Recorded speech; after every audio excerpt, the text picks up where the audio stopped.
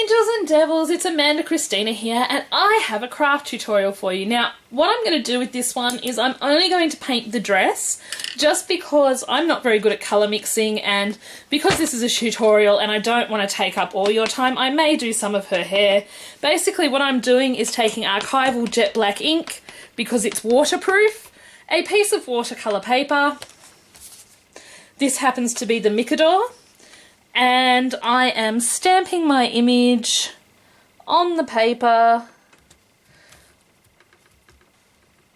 I've got a book underneath me. I do have a stamping mat, but for the life of me I do not know where that thing is right now. So I've just stamped this hot off the press stamp, which is very similar to a Prima doll, but basically a little bit smaller, which I really like. Now, what we're doing today is I'm going to show you how to create your own paint with water book, which I thought would be so much fun for you to do if you have kids, even if you don't, as a present for a friend who likes to colour in.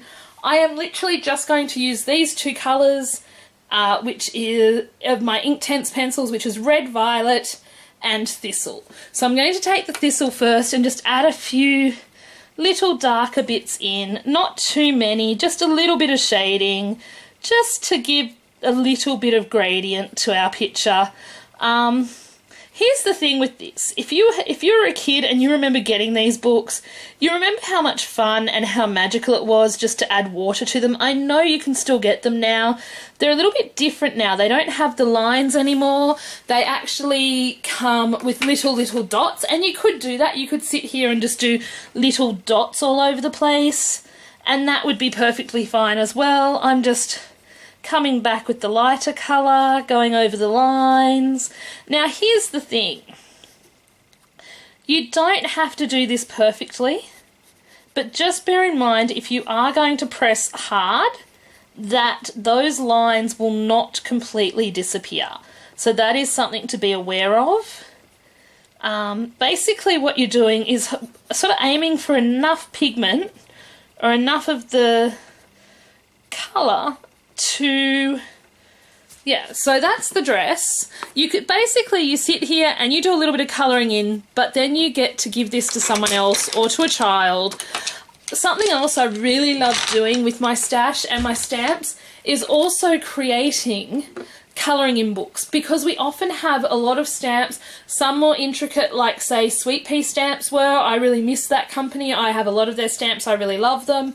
And Prima have the dolls and things like that. There's so many things that we have in our stash, and we can use those and create something special for our kids. Like you could even get your kids involved. If you're having a children's party and you're having say a pirate theme or a fairy theme or a fashion theme, you could create your own colouring in book to match that. It costs virtually nothing.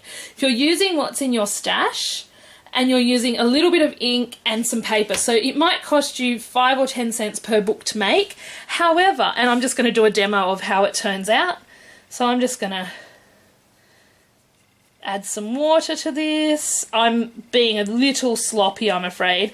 And as you can see, I did not factor in just how pigmented my watercolour pencils were, because they're very pigmented and they move very nicely on this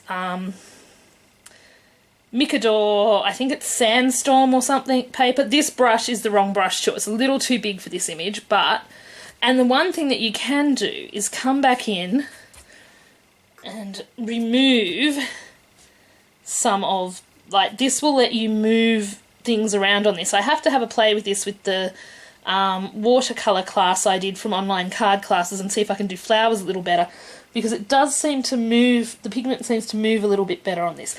But basically that's roughly what you end up with. I hope you can see that.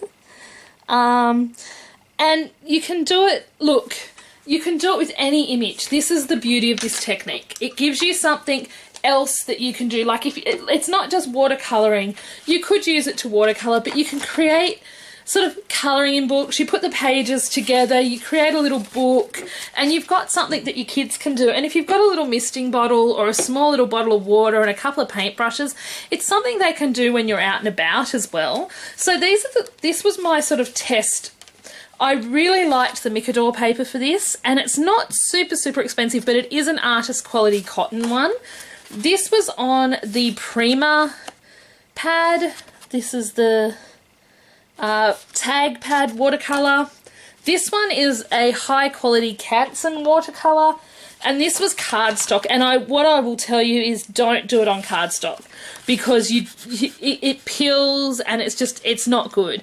But you can do this even on cheap watercolour paper. I just didn't happen to have any handy when I was pulling out my watercoloured paper to test the technique, but that's it. It's that simple. It's so cool to do, and it's so much fun. I love watching kids' faces light up and feeling like things are magical. So for me, I thought that was a really good little thing to do. You'll have to excuse my belly in that shot. I wasn't aiming to put my daggy clothes self in there, but that's it. That's one more tutorial for you. Bye!